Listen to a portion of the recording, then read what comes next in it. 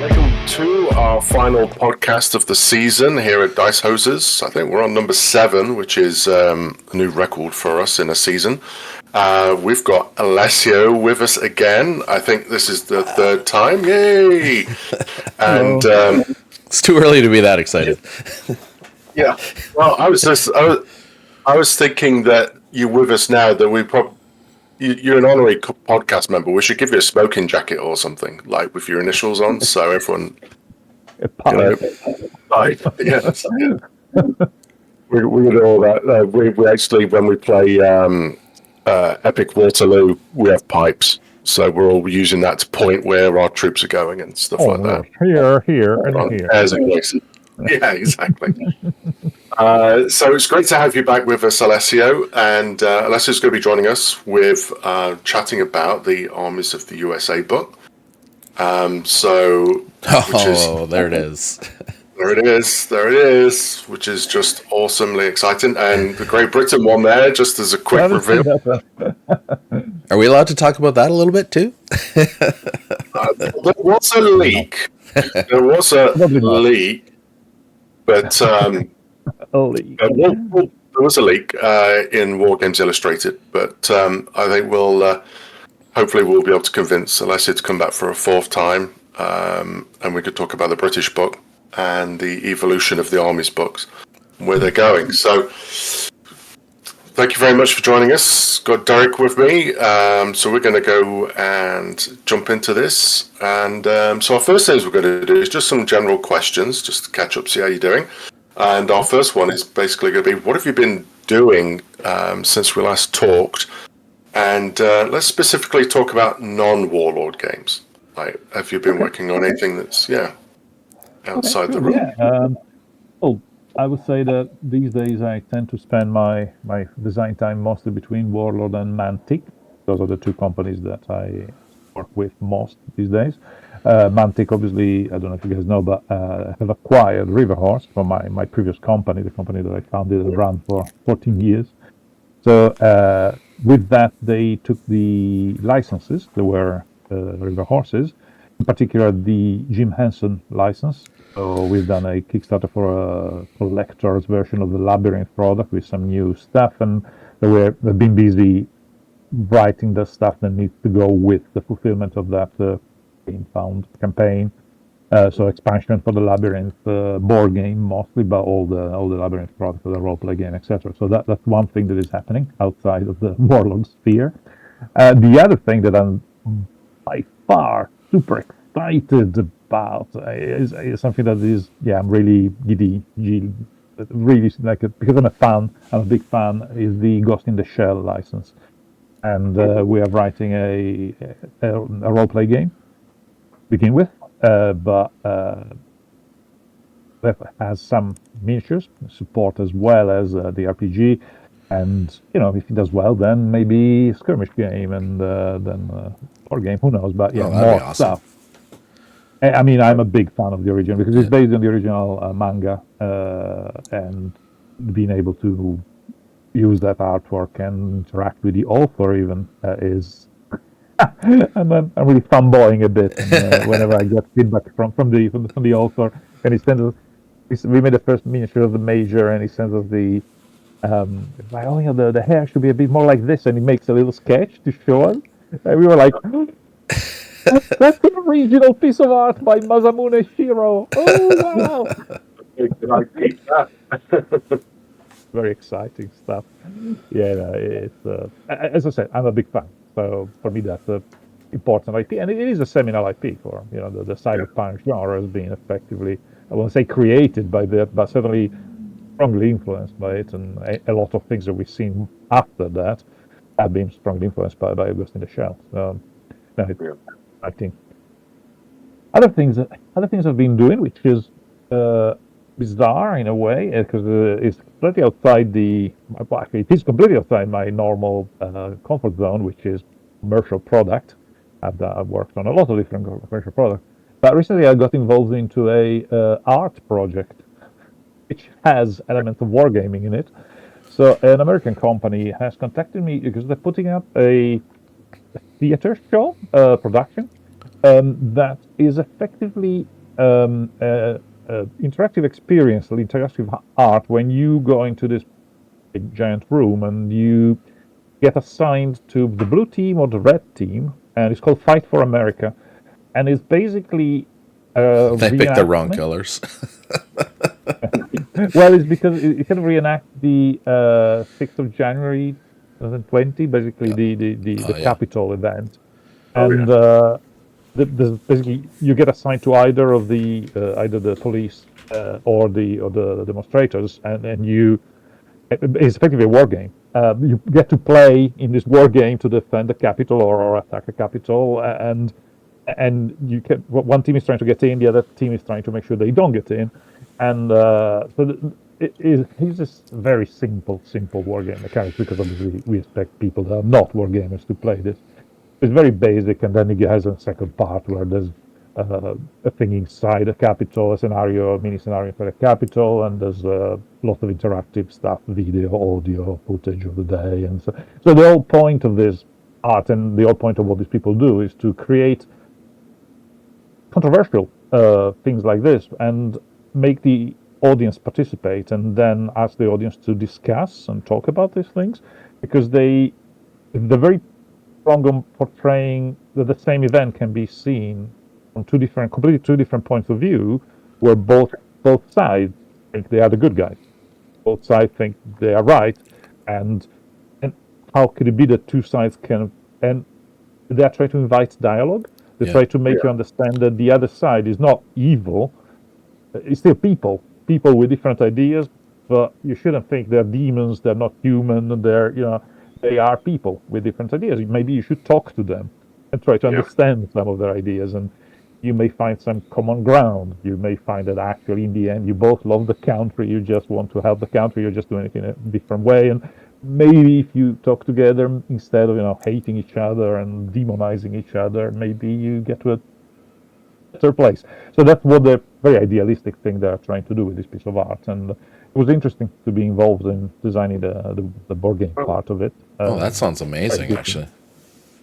It will launch in London, in the West End in June, July. But the idea is then do it in after that New York, and after that other states. Obviously, they're trying to go not just in the blue, more blue color. It sounds like a smart idea to start in London to get the kinks out with people that aren't invested, emotionally charged in the situation too. So that sounds like a great idea. Yeah, that's because we need that more. There needs to be more dialogue in life. We're getting way too tribal, and that's not just them. It's everybody. Yeah, it's definitely about trying to. And again, it was interesting for me to get involved and talking. I intentionally talked to people that would see that event in different light. Yeah, and it was very interesting because what I loved was to see the other guys and their opinion, and different people having different opinions and talking to you and telling you, and inevitably you think, actually, there's a point there.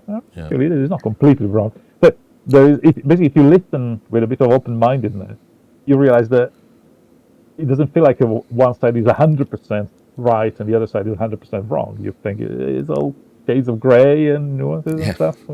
Like life tends to be, a whole whack of shades of gray.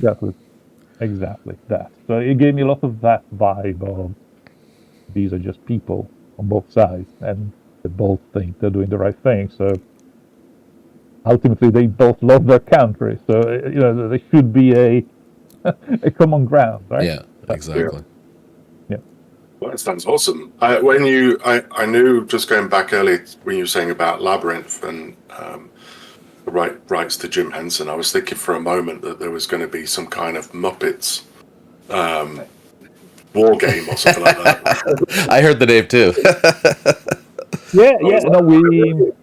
Funny enough, we did talk to Disney about because the rights for the Muppets are no longer with Jim Henson, with the Jim Henson Company. They're being sold to Disney. So we did negotiate with Disney trying to get the rights for an RPG on the map. Eventually, the contract we couldn't find an agreement, so it didn't happen. It would have been really good role play. Yeah, it would be difficult to actually make, because if you like something labyrinth, there is a story, so it's obvious what you do. But with a Muppet, it's a bit more. What is a Muppet RPG kind of thing? So yeah, we thought of very 70s, but yeah, maybe one day. Yeah. No, I love that. Also, so coming to Warlord, when we last spoke to you, you said that you had been looking. You just wrapped up the Japanese. Are you able to kind of chat about top line what you've done since then with Warlord games?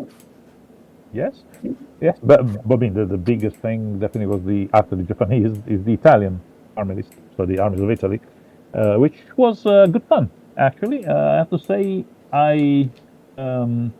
we took a slightly different approach this time.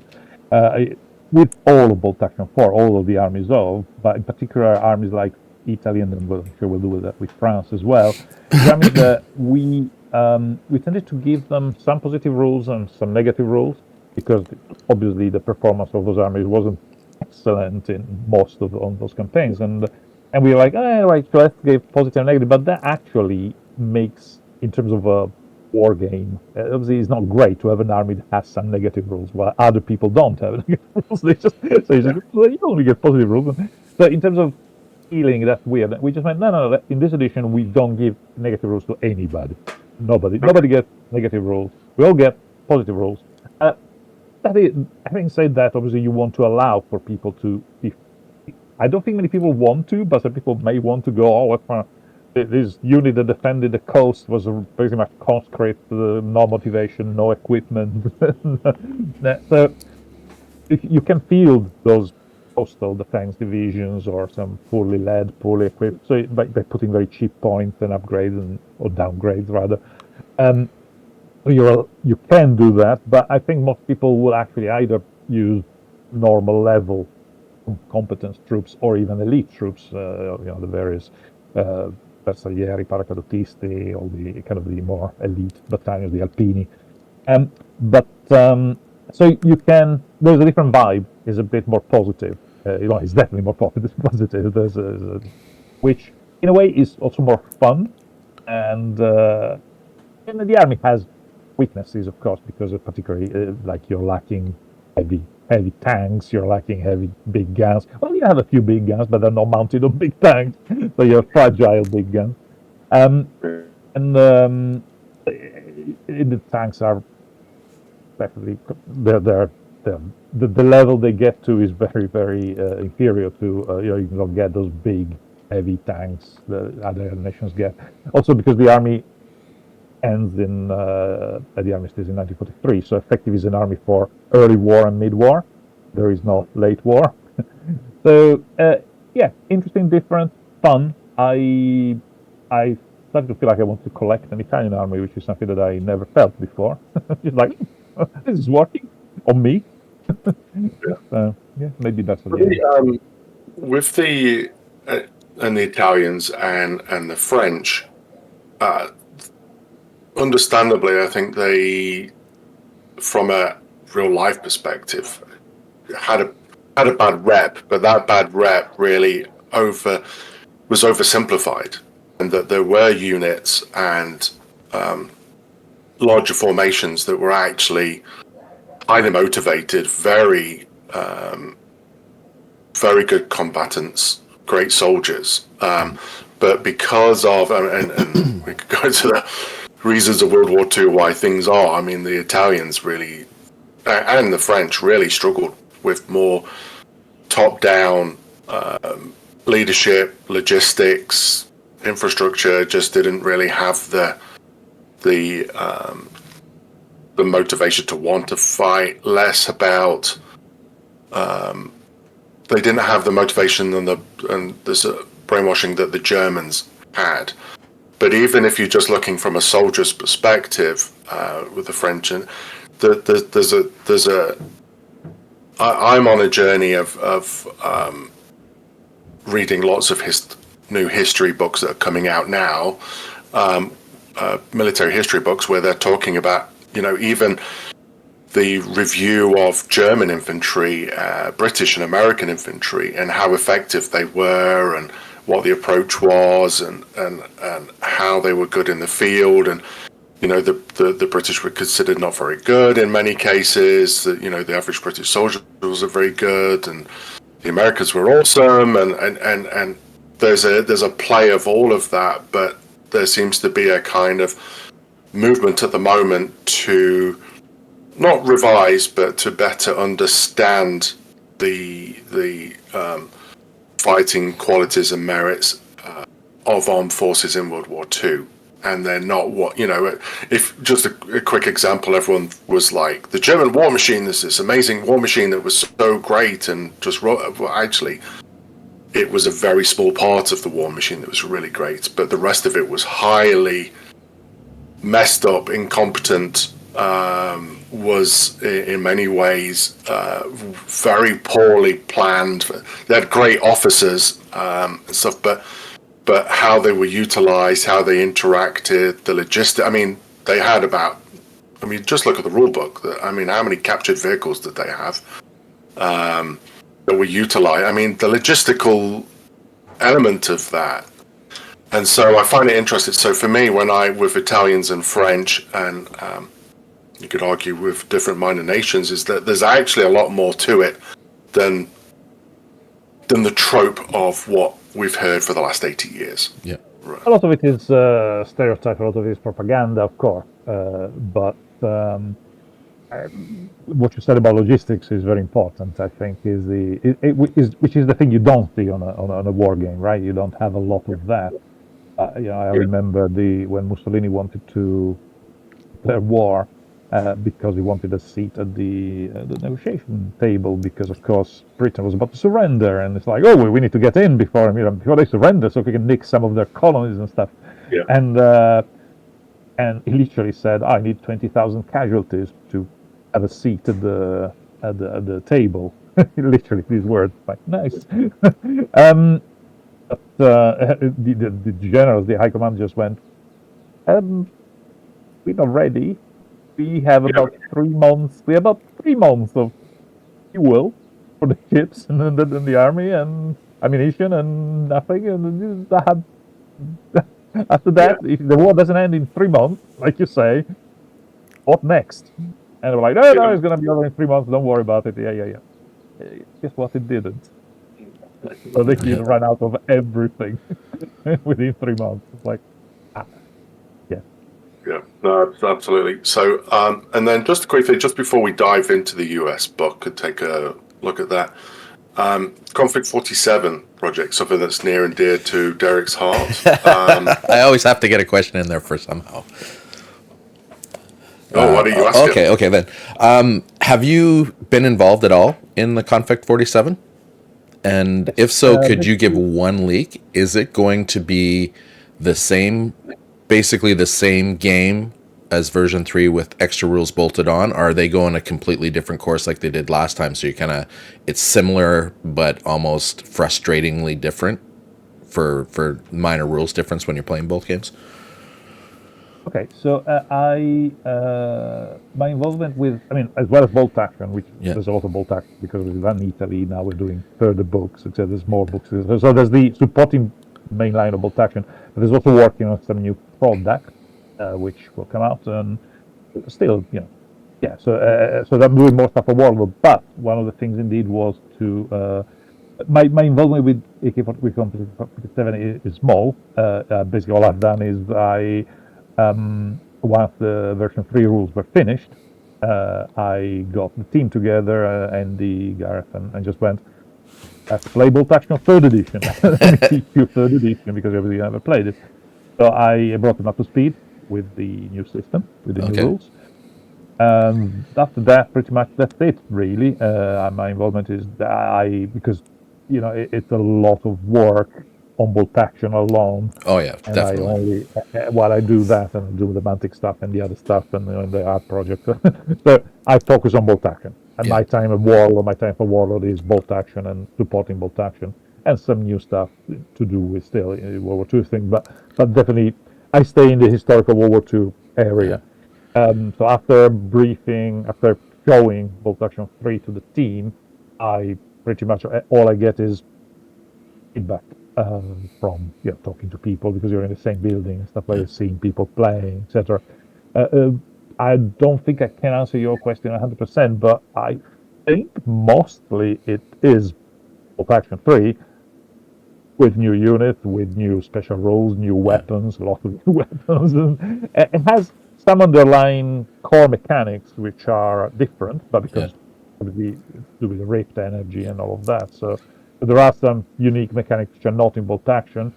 As far as whether the actual rules of Bolt Action have been changed a lot, I don't think so. Certainly not majorly, but I've never seen the detail of it, so I don't know. Well, I just had to get that question out. We do have some listeners that that are like me, big K-47 fans, as well as, don't get me wrong, Bolt Action's still the jam. So, well, I mean, it's different and fun for everyone. Different taste. I'm sure that people will prefer K-47 to Bolt Action. I love the Harry Turtledove alternate, and people like him that write those alternate histories where they kind of like the what ifs, and K-47 is kind of like the ultimate, in my mind, the ultimate WW2 what if with a sci-fi spin on it, which I find just interesting and fun, and a nice palate cleanser from the historicals that we all know so well. We Craig and I know one guy that comes in, and every time he walks by our game, he's like, "Still haven't changed the outcome, have you?"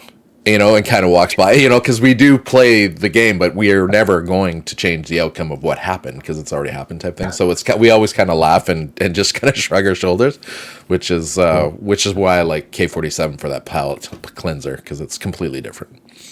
Yeah. Well, I mean, there has been a certain degree of what if, and this I suppose leads us into Armies of the US. There's been a little bit of what if in both Armies of Italy, but also Armies of the US, because the two books have a little something in common, in the fact that, like in the new version of Bolt Action Armies of, we've gone early war, mid-war, late war. Yeah. It just so happens that the American Armies of the United States doesn't have the early war bit, and the Armies of Italy doesn't have the late war bit. Yeah. So the American Army really is medium and late, mid and late, while Italy is early and mid and late. And for both, we kind of go on slightly. Oh, what if the US entered the war in 1939? So what if there's an early war thing? So there is a early war list, which is pretty small, because obviously a lot of the stuff was developed later, was in development. But it's like, what if I had to field an early war, 1939 to 1941 American army, and what was available, what was there, what existed, and what type of equipment, what type of unit, and it's interesting. So there's a little bit of, you can. Here's the list for early war in case you wanted to play a what if scenario.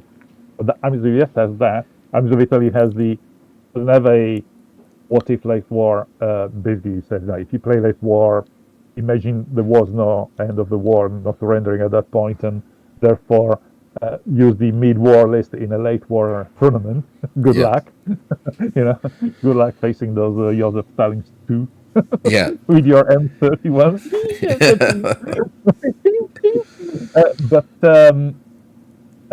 So there is that idea. We will at some point. I mean, the book stops at the armistice of Cassibile when 1943 was the end. So it's perfect at the end of mid-war. So late war, either you go for the what if scenario, or we point you at. The co-belligerent army, Italian army that fought on the Allied side, and the Republican army that fought on the German side are not covered.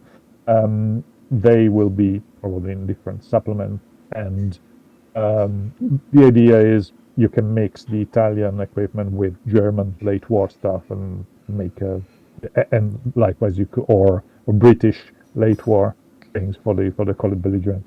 But we didn't go there. It was at this point our technical difficulties reared its ugly head, and of course I didn't notice.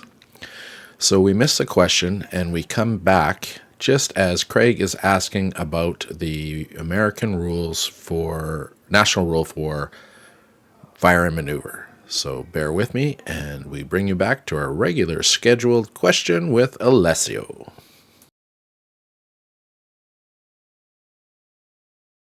Was the fire and maneuver rule, because Yes. it used to be that you could move and not get the -1.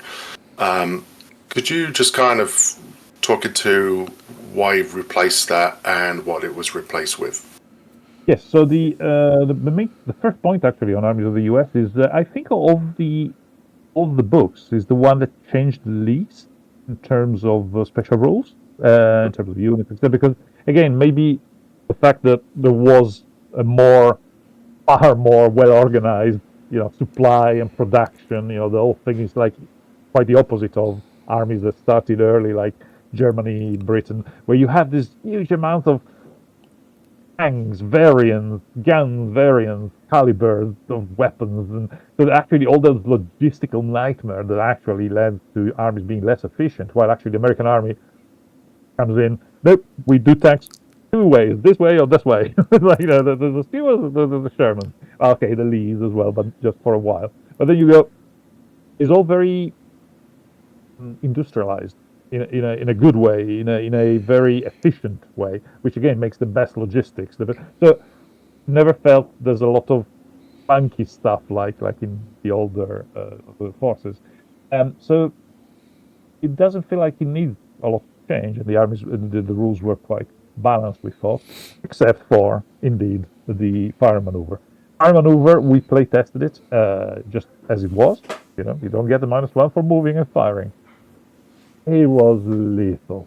In version 3, it was absolutely lethal. It was just because now that there's so few, effectively there's only 2 modifiers that kind of come into play very often. It's like, have you moved, are you pinned? But if you take away just the one modifier that comes in the most, which is the moving and firing, basically the amount of accurate fire that was put in compared with everybody else was insane.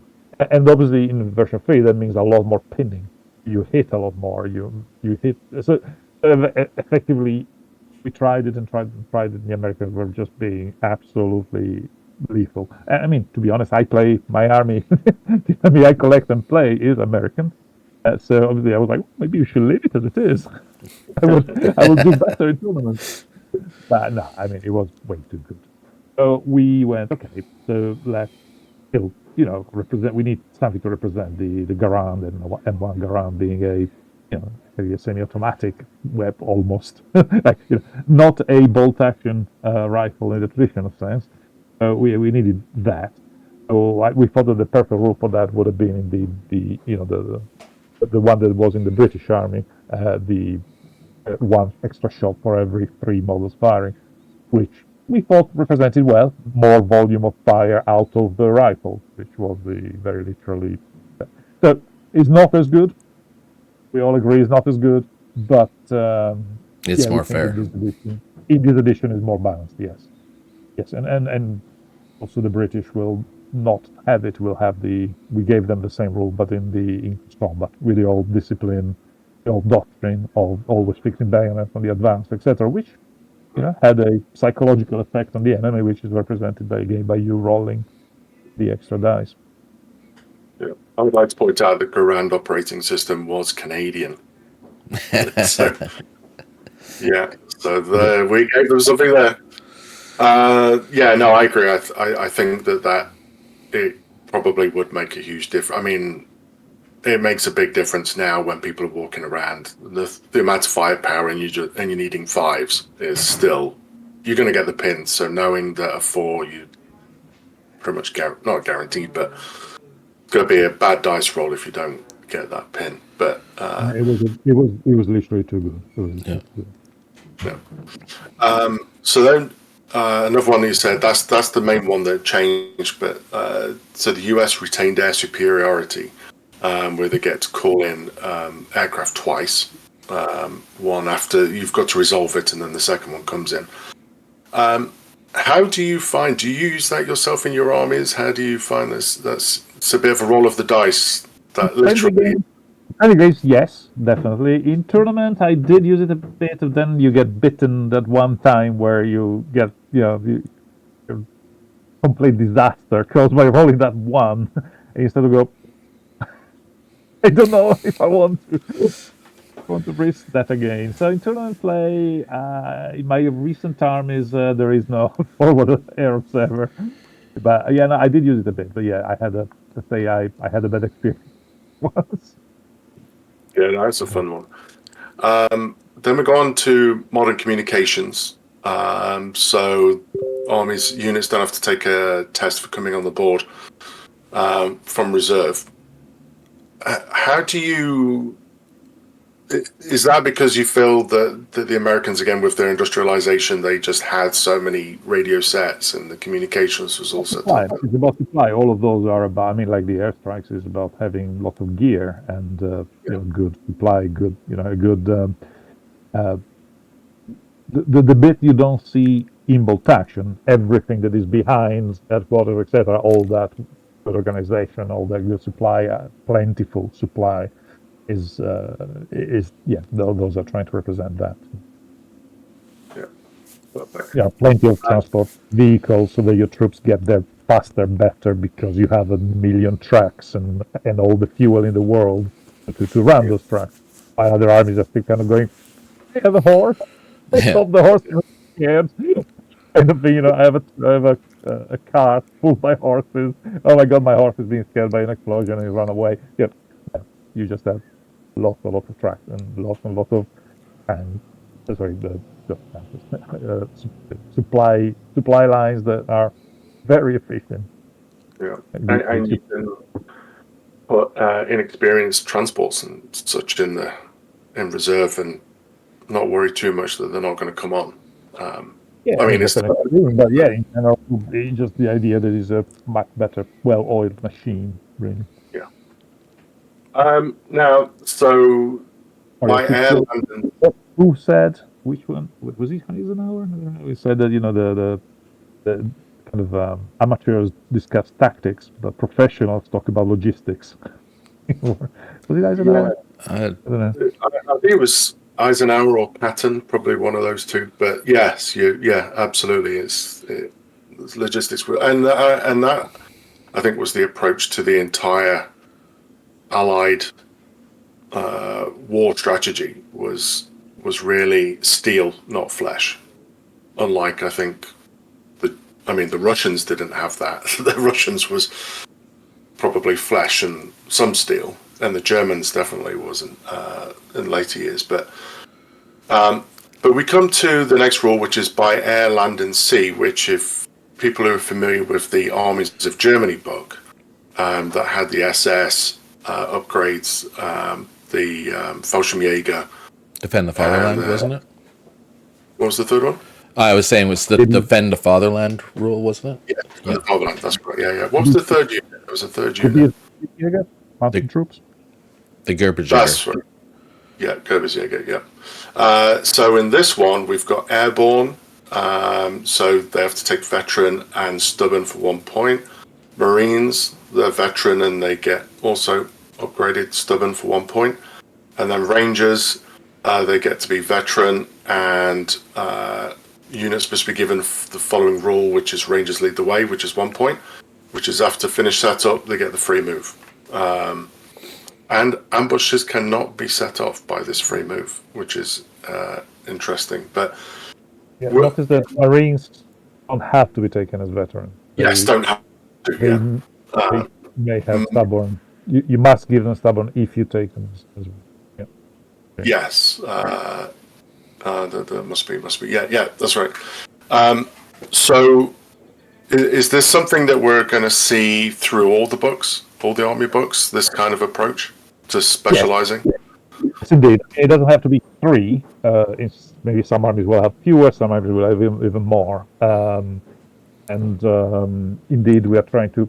They all started from the simple idea that you have the core unit, like the Rangers, but then the whole idea is to give the same rule to weapon teams, to machine guns, to mortars, to bazookas, So it's like, because otherwise in the previous edition you would have, the paratroopers and all the other support teams, etc., or even artillery would be regular army, not paratroopers. Of course, you could use the models and you can give them a veteran stat, and was enough, right? But we thought it was nice to give those to units, and again, you don't really have to, and nobody will come and arrest you if you still decide that you want to use the models from an airborne, I don't know, machine gun, and don't give them the airborne rule, saving a few points, and you still play them as veterans. I guess it's a bit more confusing. I probably would recommend doing it, but again, it's not. Yeah. Some people will. Actually, what I was thinking is when you said land sharing sea, is that getting those names or those rules is actually funny, and sometimes very obvious, and sometimes not at all. And we had these long conversations of, what do we call this? And there was like, something like Uncle Sam wants you. We went through all sorts of different. But then we didn't go for the Uncle Sam wants you because we thought there was more of a World War One poster that obviously made it into World War Two a lot, but started in World War One, I suppose, and so there was a lot of iterations of what do we call that rule, and throughout all the different army books, it is very interesting. What do you call it? For example, the British is called for king and country. The overarching section header. By land RSC was cool because it had the Marines, airborne, airborne Rangers. So you think land air sea.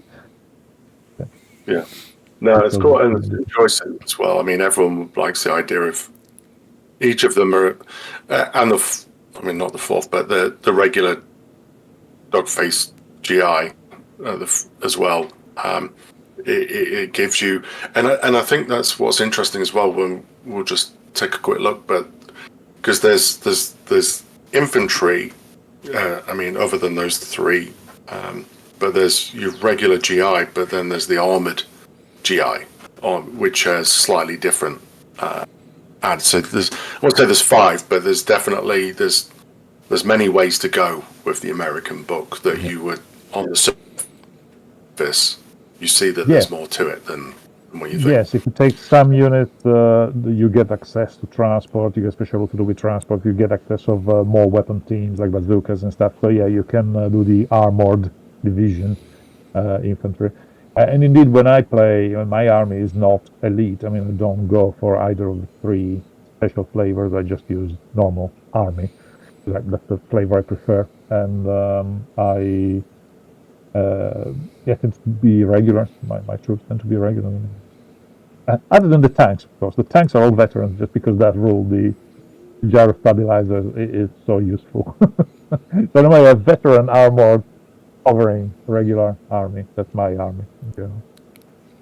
Yeah, which is, as you just pointed out, is the gyro stabilizer rule, which allows veteran tanks to basically move and shoot without the -1 modifier. Big difference. And I think one of the differences there is as well that you can take it. I believe you can take it on as many veteran tanks as you want. Unlike the German one, Panzer Ace, which was one veteran tank. I was going to say, sorry, go ahead. Yeah, the ultimate tank killing tank is indeed a German tank that is not moving and is really hitting you on threes because it's got the anti-tank rule. And after hitting you on threes with a very powerful gun, so obviously good chance of penetrating, then it also hurts more on the damage chart. But obviously that is the ultimate tank killer. But you're right. The Americans, in terms of quantity of tanks that move and fire at you, also there's a different strategy. It encourages you to move as opposed to snipe and ambush tanks. And so and relying on your tank being superior in terms of armor and weaponry. Yeah, different approach, still very good. Yeah, they are good. Moving and firing is very good advantage. does lead the entire army, the US Army. There is that theme running through it, which is the fire maneuver. Yeah. That you do have with the tank. Even with the infantry, the fire maneuver rule, you still get the extra dice. So that there is that reward for or offsetting of any of negatives for being aggressive with Americans, which is unfortunately, yes, the having to tone down the fire maneuver is a bit less so, but still, extra shot means you probably could move and fire and get a few extra shots, therefore possibly scoring that pin that you're after. Yeah. Okay. So there's also demolition charges, which is a 3-inch template that could be carried by infantry, and then there's the Cullen hedgerow cutter, which is a 5-point upgrade that you could put on your tank to be able to push through. That's more unique for the Americans and possibly the British, but the demolition charge everybody's going to get is. Yeah, I like how you fixed the rule for the demolition charge by making it a 1-inch template, so you can put it against a building that is occupied by other people, because in the rules you can't go against a building, and before it used to say you had to be adjacent, but nobody knew what adjacent was. Now you go within that inch, you put the token down, the token's an inch, so it's touching you, it's touching the thing, and then you run away.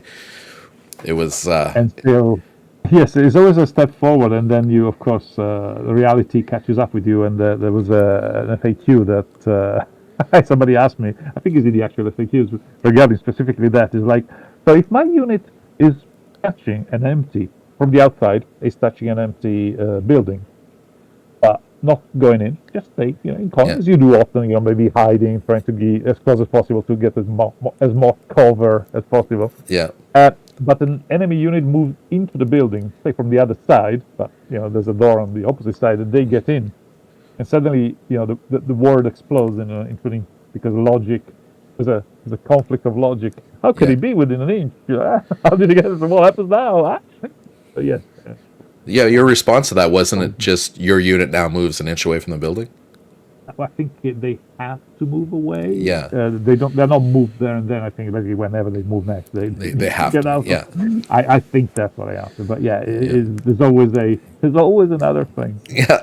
Another case. Oh, I got a couple more for you coming up. So.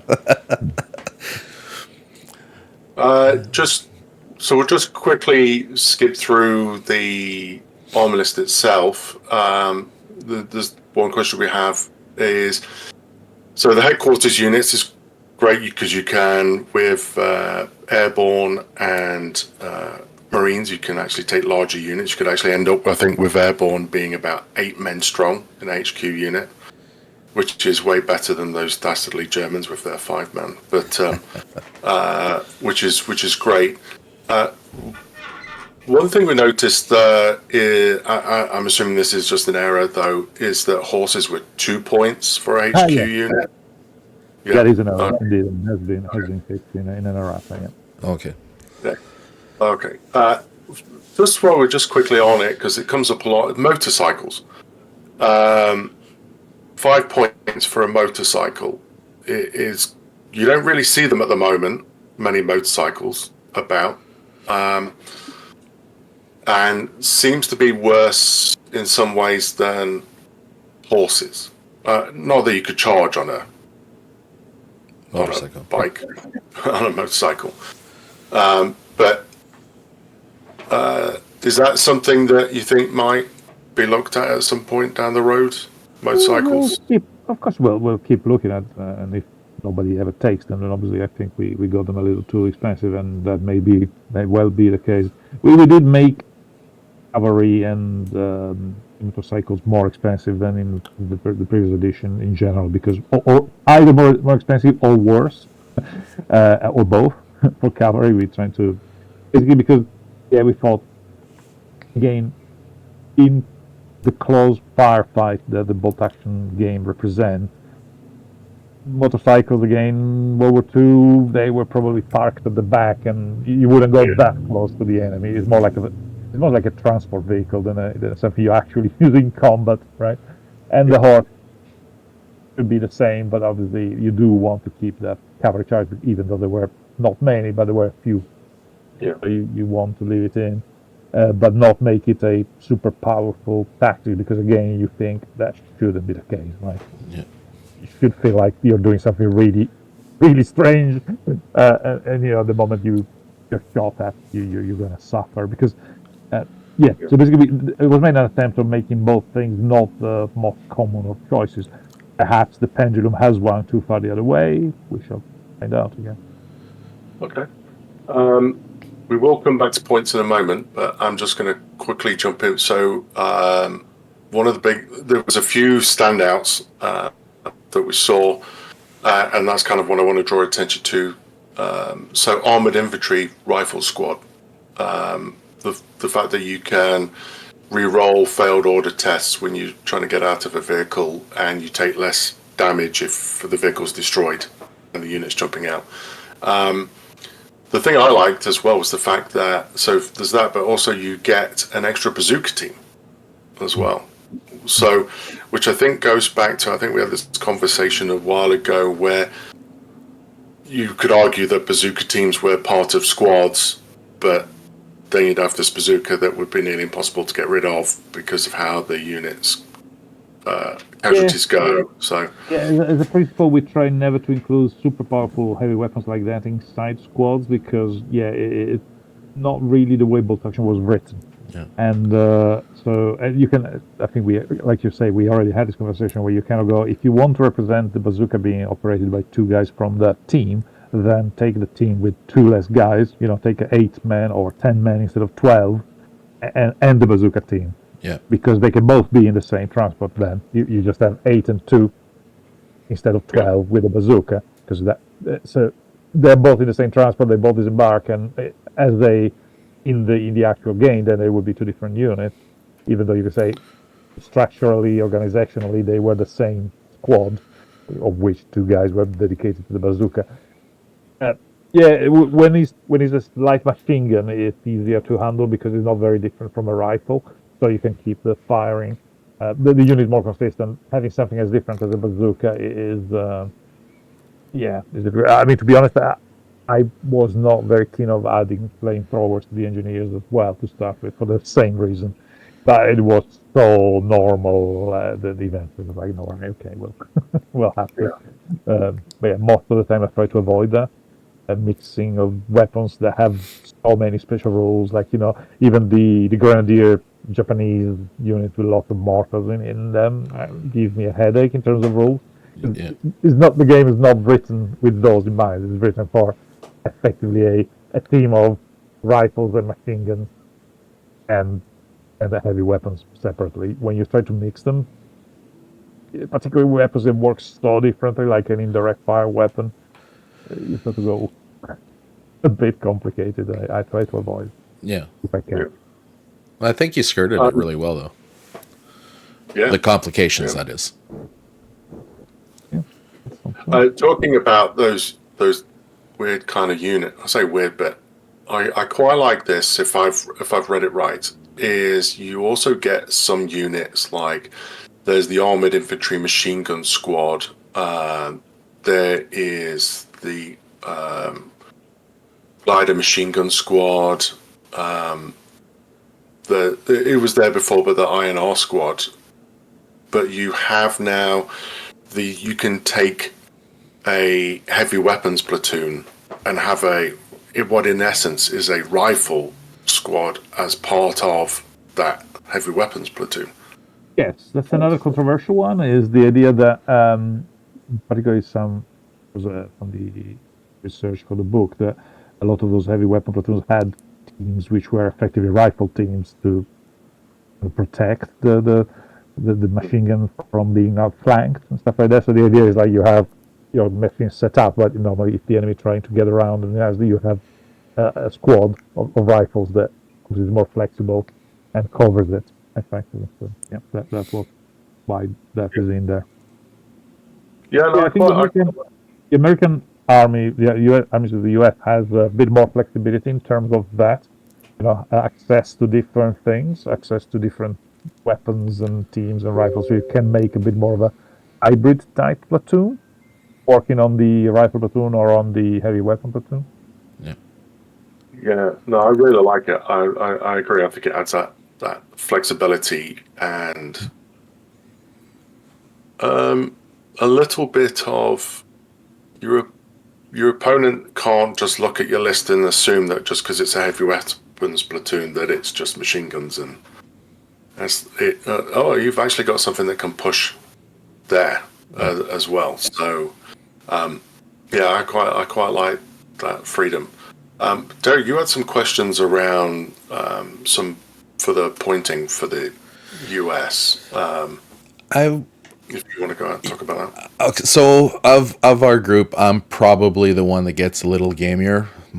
About 50% of the time it's on purpose. The other 50% of the time it's just dumb luck.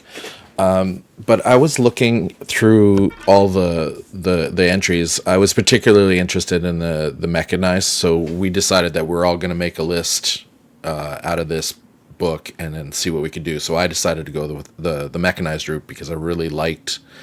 I've played them in other game systems and I really liked it. But when I was looking through the points of the vehicles, I was kind of getting almost not confused, but not frustrated, but just trying to figure out the method to the madness. And so I have two examples here. First is mortar carriers, the M4 versus the M21. They're both the same points. I didn't write down what it is, so say 123 for a vet. But the M4 has a rear-facing mortar. The M21 was improved and has a front-facing mortar. Why would they be the same points when to effectively use the M4, you'd have to back into position? It needs an extra pivot in some cases to go somewhere, maybe on the move. And then you're effectively giving your opponent +2 to shooting you because your ass is facing them, not your front. It just seemed to me like of those two, they're identically pointed. It just seems like one should be less. Yes, you're right. The system that we use doesn't take that into account. It does have the turrets, as in if you have 360, then you are more expensive. But if you have only one arc, then it doesn't take into account whether it's forward, rear, side, whatever. Which is you're right. Maybe it should. And in a case of a mortar carrier, hopefully most of the time is firing indirectly out of sight using spotters, so hopefully it doesn't matter because you're out of sight. I think that's probably the reason. But yes, you're right. If you're firing directly, as in with line of sight, then it does make a difference. And yes, it should have a point value. I guess so that's enough for 4th edition Bolt Action. Rear facing have a little point difference. It's going to be 5 points. I mean, it's not going to be huge, but you probably warrant a little point difference. Yeah. Because I was just thinking in terms of if I've got to move from point A to point B, I've got to turn face one way. You're right. It should, but the system doesn't have that. The formula doesn't have that. And, so that'll probably match the same response for the next one, which was the M51 gun carriage versus the M16 MGMC versus the truck quad 50. The points are all really close. I think the M51, I'll use the veteran numbers. The M51 gun carriage is 143, the M16 is 150, and the truck is 126. But when I'm looking at it, like the truck can be killed by small arms fire. Like the first 6 damage takes it out. So it's the least of the points at 126. The M16 is a 7+ carriage, so it can be pinned because it's open top, but it can't be destroyed by small arms fire, and it's 150. And the gun carriage is essentially just a trailer that's parked somewhere. Whether the transport that got it there is there or not is 143, and it can be killed by its status, whether it's inexperienced, veteran, or regular. Because it's an artillery piece, not a vehicle. Right. Yeah, and it's got 4 men, so it's kind of got a blade of armor. Once you're down to 1 man is when it really becomes however you're going to run it. So that was another example. Like, these are really, really close in the realm of points, especially the artillery piece versus the open topped half track M16. They're 7 points apart, but it just seems like I just don't understand the pointing system. Like, is there a pointing?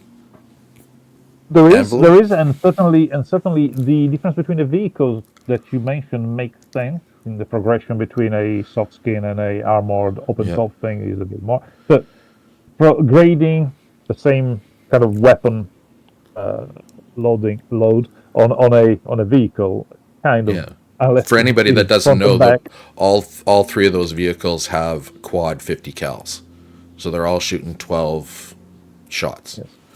Yes, I have the armored version in my list recently. It is beautiful. It is. It is massively effective. Even though the shots got half from version 2 to version 3, it is still massively effective. Yes, and it's good that they are on fairly fragile platform, because if they weren't, it would be horrible. Yeah. Luckily, they can be taken out fairly easily, but still, they definitely dish it out. Yeah. So between the vehicles, the progression seems fine. It seems right.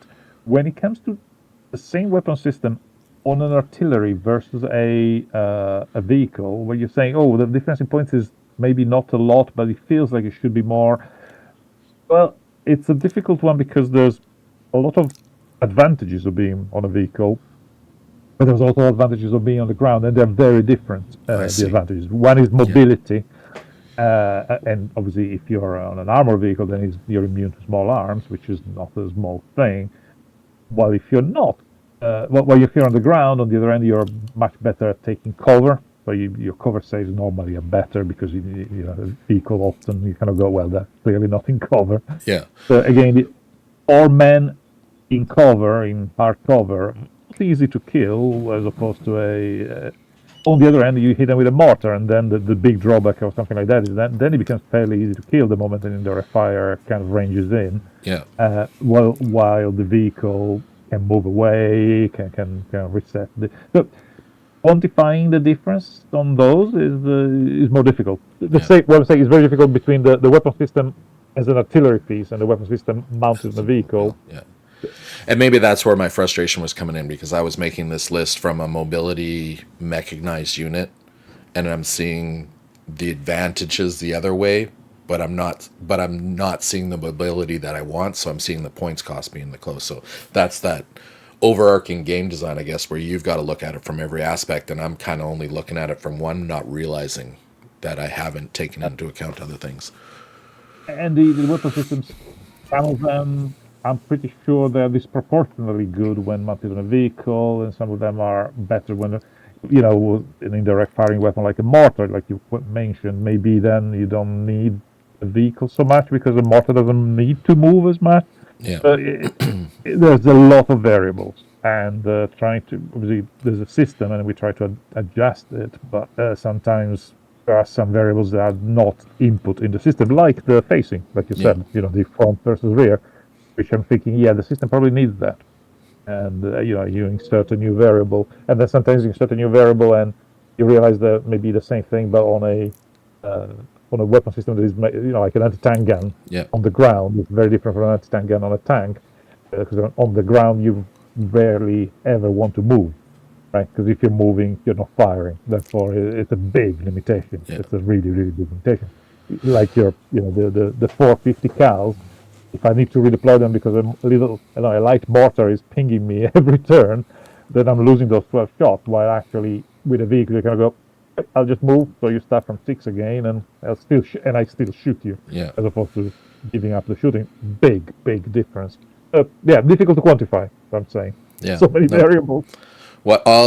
Pretty much all I heard in that is in version 4, I'm going to have a facing for my mortar, and that's going to be my role. I'm just saying.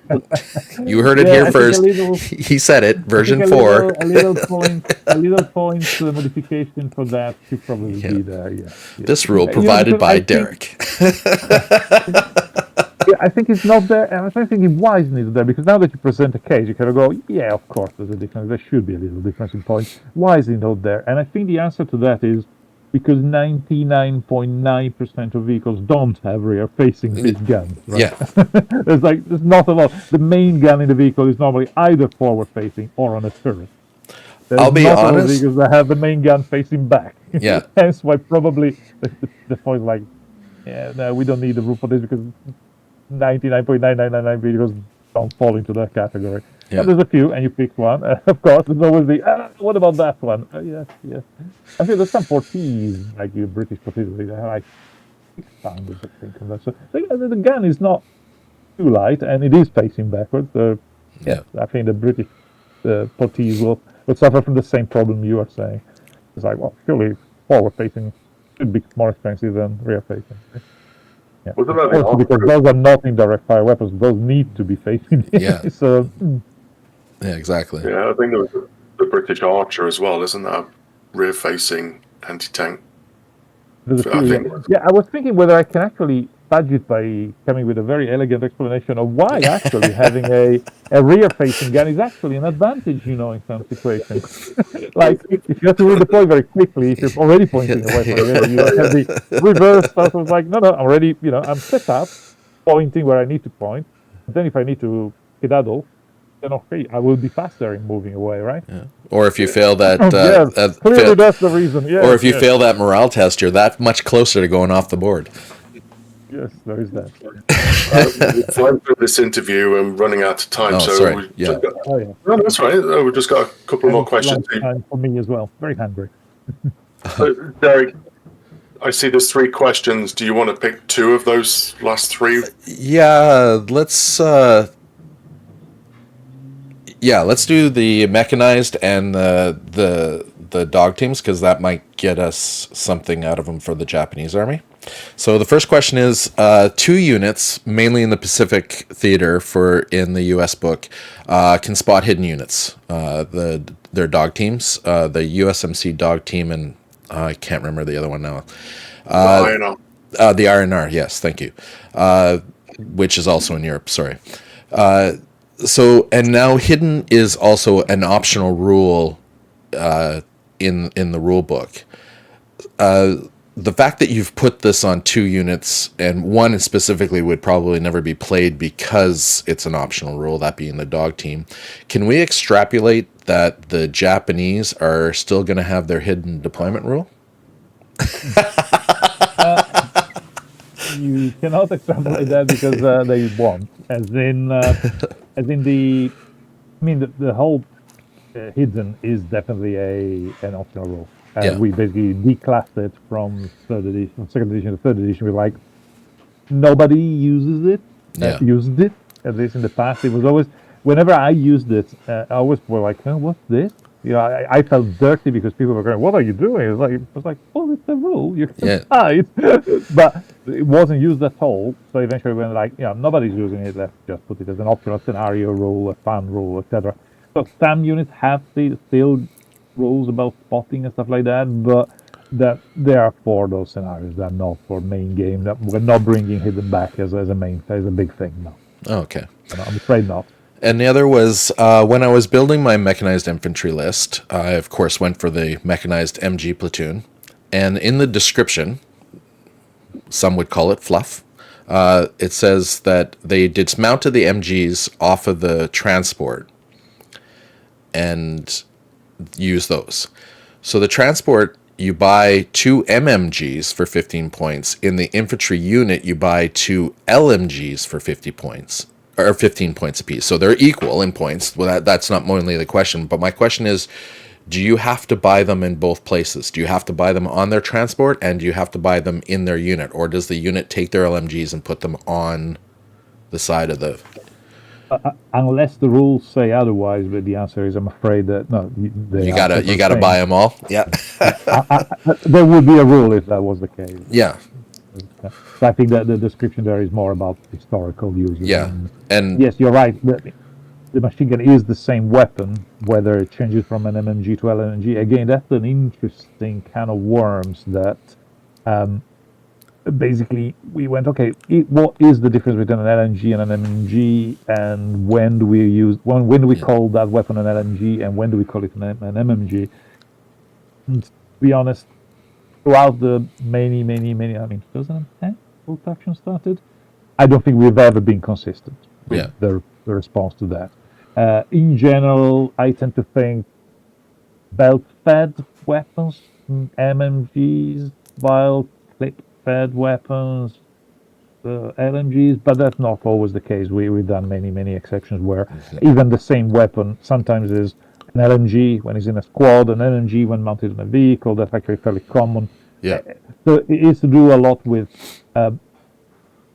how many people are dedicated to serving the weapon. Like the same weapon, you can go, right, if it's an NG42 with 6 guys looking after it and bringing ammunition and cooling it down, etc., is different from as me and this other guy that we have we're carrying in the squad as the squad moves. So there's a lot less supply and support to that weapon, and the amount of ammunition, because again, it's like, right, surely a belt-fed weapon has a higher firepower than a clip-fed weapon over a certain amount of time. But both of those will entirely depend on how many crates of ammunition you have, because obviously, once you run out, then your firepower is 0 for quite a long time. So yeah, it's always been a bit depending on how prominent the weapon is in the team, in the unit. For me, dismounting from MMG and becoming an LMG wasn't an issue. Like I kind of understood the amount of like you're going to have all your ammunition right there beside you in a vehicle. It's not taking up any space and it's not mounting, and then you got to take a little bit. So you're going to want to reduce your firepower, so you've got an extended time for firing. I was just more, am I buying the same weapon twice so that I can use it here and use it there? But I believe the answer is it looked like in the rules. It looked like in the rules I was, and I did for my list. I was just like, hey, I wonder if this is one of those things that could be. I've misread on my part. Yeah. Gamey. No, I don't think so. But I will double check, and if necessary, if it becomes a question a lot of people ask, we'll put it as an FAQ for sure. But, well, no, everybody's going to watch this podcast, so they'll know the answer. Video FAQs, that's a nice idea. You can do that easier than writing them, right? Okay, I mean, thank you very much, Alessio, for answering our questions. I mean, if the fact that getting people to buy this book and buy Americans and play the game, I could say from a personal experience, mission accomplished, because I had 0 plans on doing Americans. And because I was just painting up my SS and then waiting for commandos for British. And now I'm thinking I've got to squeeze in a US airborne force in between now and then. So with the new US airborne set and your rules, I'm afraid you've managed to get me to commit to buying a US Army. So and for me, I had a US Army, but I had never built any half tracks, and I am starting to build them because I'm going to run the mechanized version of them just to see how they play out with the mobility that they have. So again, mission accomplished. Fantastic. Well, the other thing is I'm on a campaign to try to push 12 dice in 2 hours. I don't know if you've seen the article where I wrote an article that is linked the amount of dice you have to the amount of time you have. I thought that was actually a great way to look at running tournament timing. It was an interesting take on it, because there's always been that argument of how many dice is too much, and you got a guy that comes in with 26 dice and he can't play 26 dice, even though and he's done it so he gets all the first draw, so he can get his good units to do what they need to do, and then he's just kind of trying to figure out what he wants to do with the rest of the units, which is neither here nor there. If he can play through it, great. If he can't, that's not good. But that dice by time was an interesting way to look at it. Well, I think there's space for everything. So I'm sure that I've seen some valid argument against the whole cap limit and saying, well, then horde armies lose their advantage, right? Yeah. Because I want a lot of. I kind of go, well, maybe horde armies try to have a lot of models as opposed to a lot of dice, a lot of units by having bigger units and stuff. But ultimately, it's not for everybody. That's the way I like to play, because frankly don't like too many dice. I prefer also self-balancing the whole thing. We don't need a lot of modding and stuff if you have 12 dice because you make choices. And I also like that if you have 12 dice, but then vary the amount of points in those 12 dice. You get very different games. You know, the 750, 1250, 1,000. And for example, speaking of my American Army, when they went, I went to a tournament. It was 12 dice, 1250. I was like, oh, this is the first time I can remove my Sherman and replace it with a Pershing. I was just going to say, here comes the Pershing. I used my Pershing, hurrah.